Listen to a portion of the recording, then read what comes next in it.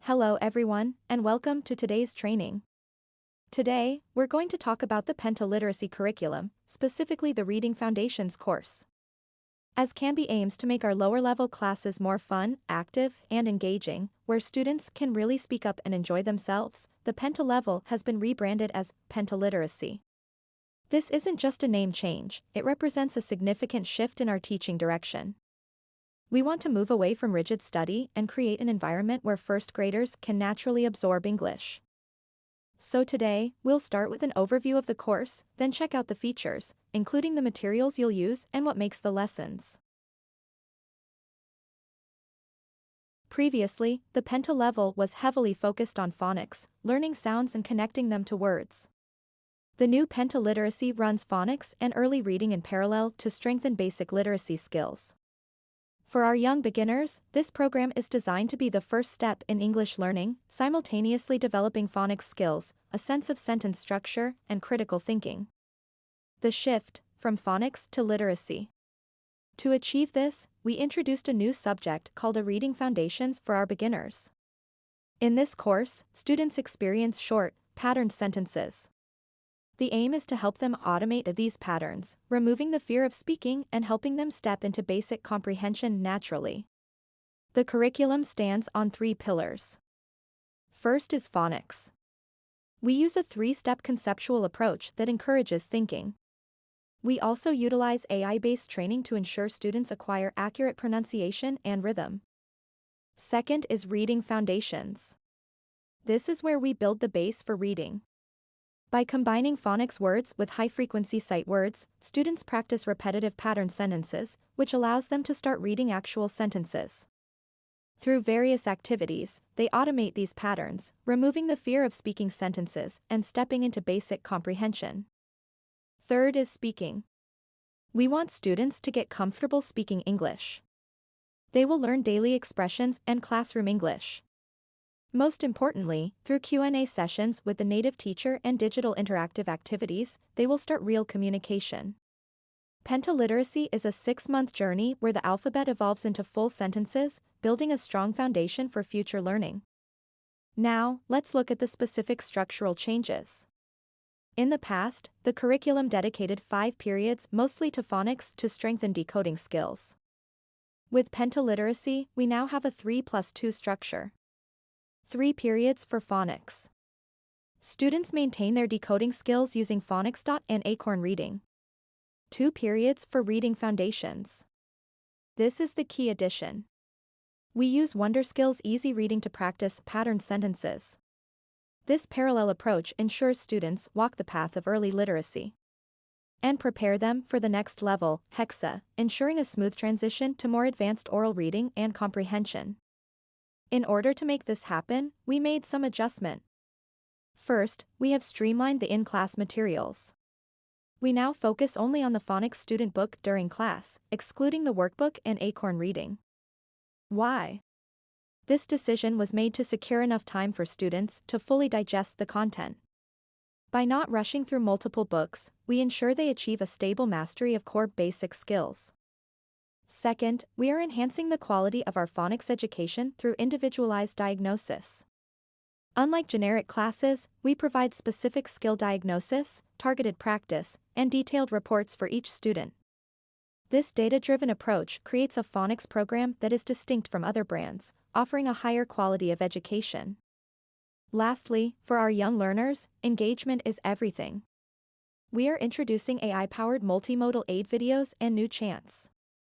By strengthening these fun and visual elements, we can significantly boost students' immersion and make the learning process exciting. In short, we are securing time for mastery, personalizing the experience, and making it fun. Now, let's take a closer look at reading foundations. The goals for reading foundations are clear that it is for our students to recognize keywords and simple sentences, read aloud accurately and understand the meaning and answer very simple questions to build basic literacy. Schedule-wise, as mentioned earlier, 2 periods are dedicated to reading foundations while phonics spends 3 periods. This ensures a balance between decoding skills and literacy exposure. As you can see the image, we use the Wonder Skills Easy Reading 1 student book and workbook, covering each unit over 2 periods. To highlight the key features of the subject, this course is designed to build reading fundamentals using simple, repetitive patterns.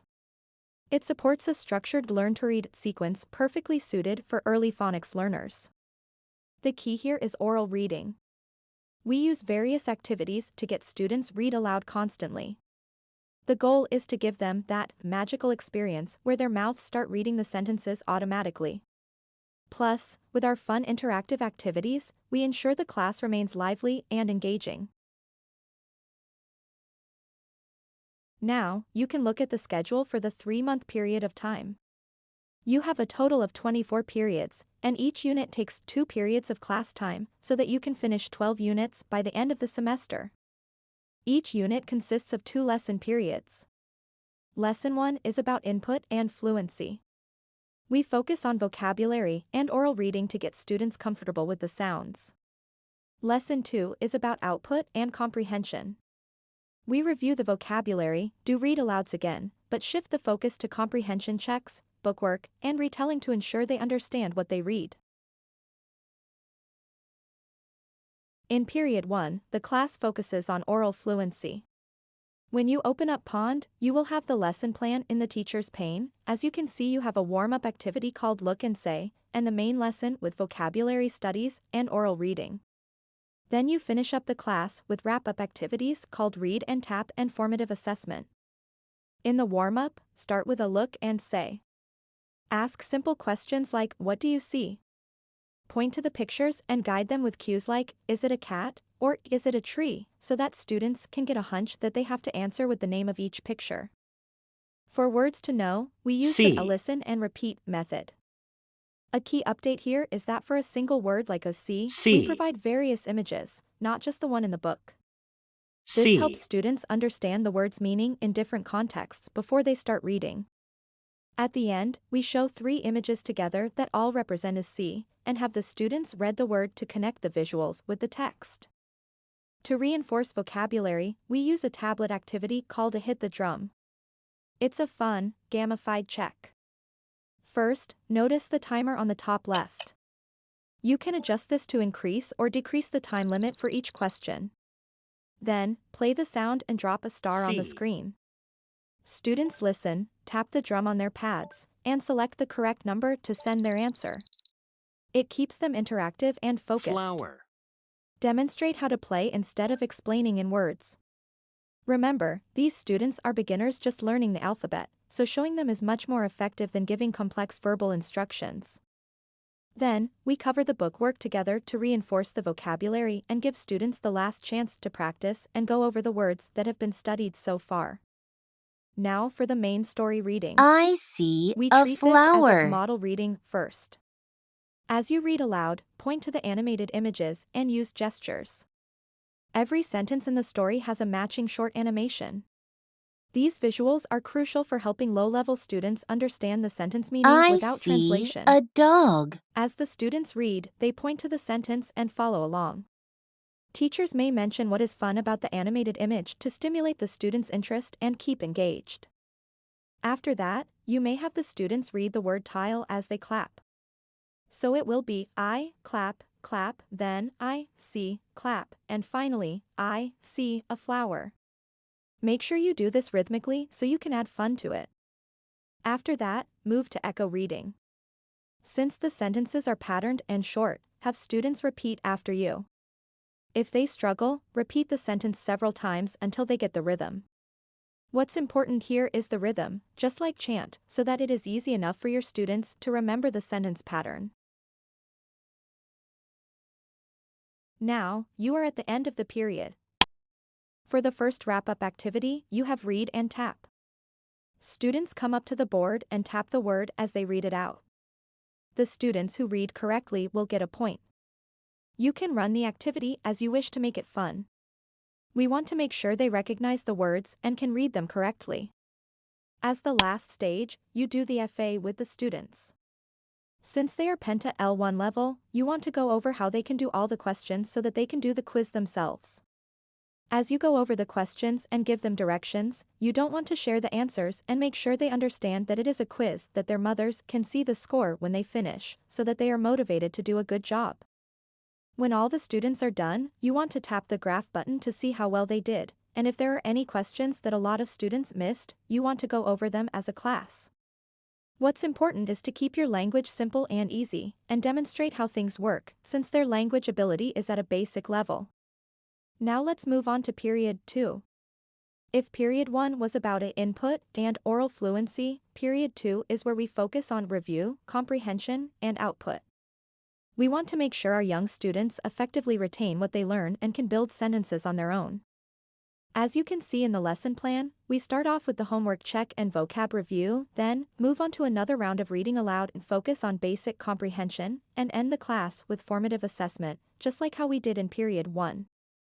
Starting with the homework check, you don't want to spend too much time here. Quickly go over the answers together by reading the sentences and showing the answers on the screen so students can mark their own books. Make sure your instructions are extremely simple and visual. Don't just say, "Take out your red pens." Instead, say, "Everyone, have your red pen ready," and hold up a red pen yourself to demonstrate. At this age, physical demonstration is much more effective than verbal instruction alone. It saves time and reduces confusion. Next is the vocabulary review using the read and find activity on the smartboard. This bridges the digital content with their physical textbooks. When you or a student touches a word like see on the screen, tell the class to find and circle the word as see in their physical books. As you touch the word, the screen also moves to the corresponding page of the book. Once demonstrated, they will quickly understand the flow. After circling the assigned word, touch the home button to move to the next word. Now, we move to shared reading. Since they already read the story in period 1, we need to keep it fresh. Try different methods like chain reading or divide the class into teams. You can also alternate between whispering and reading aloud. You know your class best. Choose the method that works for them. The goal is to ensure students feel reading aloud is fun, not boring or tedious. As you guys all know, first graders have very short attention spans. Whisper reading is a great trick. Surprisingly, lowering your voice or asking them to whisper forces them to focus more intently than shouting does. Variation is key to maintaining engagement. After reading, we check for understanding through close reading. The material provides specific questions like, "What do you see?" or "Who sees the bee?" to confirm their understanding of the details. If a student struggles to answer, don't jump to the next student immediately. Use scaffolding. Point to the picture in the book and ask a binary question, is it a dog or a bee? This builds confidence and helps them associate the image with the text directly. Now, let's get active with Activity 3, Buzz and Answer. This is a team game. Students come to the smartboard to connect words to sentences. It's a fun way to verify if they can match the image, the word, and the full sentence structure. As you know, competitive games are exciting but can get chaotic. Set clear rules before you start, such as, hands on your head until I say go. This teaches impulse control while keeping the energy high. We wrap up the main lesson with bookwork. In period 2, the focus shifts to basic comprehension and sentence skills.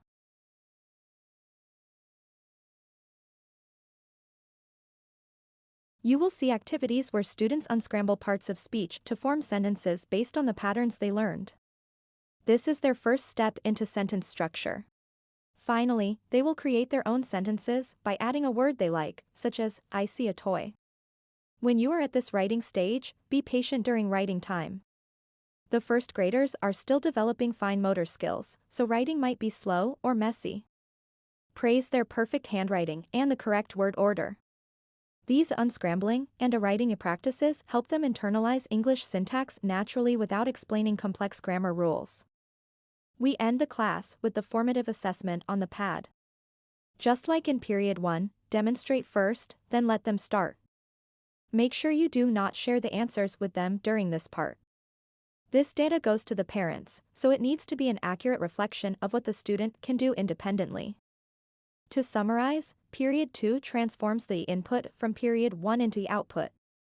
Through games, sentence building, and comprehension checks, we ensure our young learners are not just mimicking sounds, but truly understanding and using the language. Now let's move on to Penta L2. The structure is very similar to Penta L1, so you'll find it familiar. However, there are some exciting new activities designed to keep our students engaged. We'll focus on these differences now. Let's look at the lesson plan first. As you can see, we begin with a topic introduction in the warm-up stage to grab students' attention. The core of the lesson then focuses on vocabulary study using the choo-choo train and oral reading with the clap reading activities. Finally, we wrap up by playing the word lights game to review keywords, and the class finishes with a formative assessment. We start the class with a topic introduction. A door opens on the screen to reveal a room such as a bedroom. Use this visual to spark interest. Ask, "What do you see?" or "Is this a kitchen?" to get them thinking. Don't just give the answer. Treat the image like a hidden object game. "Can you spy something blue?" or "Where is the bed?" This turns a static image into an active search, which is perfect for first graders' curiosity. For introducing new words, we use the choo-choo train activity. Tap the train cars to see the image and hear the word. Have students read aloud with you to get used to the sounds. After getting introduced to the words and practicing their sounds, students will play a smartboard game. The games alternate between a team game and an individual game each lesson. So, for each lesson, simply demonstrate first how to play, and then let the students come up and play themselves. It's a great way to reinforce the vocabulary actively. Next, we practice sight words with a fishing game. This When you tap a fish, it is jumps into the net. my The goal is to catch the fish with the correct sight words. This gamified approach makes drilling sight words much more fun. Make it physical. When a fish is caught, ask the whole class to clap once or say the word loud. This keeps the students who aren't at the board engaged and participating. After the students are comfortable with the words, they can do the bookwork with you or by themselves. Make sure they have the correct words marked in their book. Now, it's time for oral reading, the most important part of the first period. Have your students practice the sentence patterns as much as possible. Focus on helping them catch the rhythm and flow of the sentences so they can read naturally and confidently. After getting comfortable with the sentences, we do clap reading. Demonstrate clearly, "This is, clap, clap, my room, clap, clap." The rhythm helps them naturally acquire the sentence flow and intonation. Rhythm is a powerful memory hook. If students struggle with a long sentence, break it down with claps. The physical action of clapping helps them remember the number of syllables and words. Finally, we wrap up with the word lights game. Students come up, touch a light bulb, and say the word. Tap it again, and it reveals the image. It's a fun, visual way to review the keywords one last time before the formative assessment. Now, moving to Lesson 2. As you can see, it is very similar to Penta L1, second period. The biggest update and the difference here is the G-learning games for vocabulary review. These are online competitive games. First is a word race. One student from each team comes to the board to trace words. The student who writes neatly and quickly gets a chance to solve a quiz for points. Competition is great, but ensure it stays positive. Remind them that neatness counts as much as speed. This prevents students from just scribbling to win. Cheer for both teams. For reading practice, we have a push-push pattern reading. It's a spinner game. A student spins the wheel, taps a number, and reads the sentence that pops up. It adds an element of chance and excitement to reading practice. Use this to check individual progress. Since it's random, students can't predict which sentence they'll get, so they have to be ready to read anything. It's a great formative check for you. Next is the sentence puzzle. Students read the sentence aloud and drag the correct word tiles to build the sentence structure. This is my This room. reinforces syntax visually. Then, we do close reading to check comprehension. You know the drill. Ask specific questions like, "What is on the bed?" to ensure they understand the story details. Now, you've checked their comprehension, and let's see if they can match the sentences with the pictures on their own. Just demonstrate one example first, showing how to drag and match, and then let the students play the pad game themselves. Finally, we consolidate everything with bookwork and end with the formative assessment. In the bookwork, they will match sentences to pictures and complete the exercises. Demonstrate one example first, then let them work independently. The class ends with the formative assessment. That covers Penta L2. By mixing physical activities like clap reading with digital G-learning games, we keep the energy high and the learning effective. Thank you.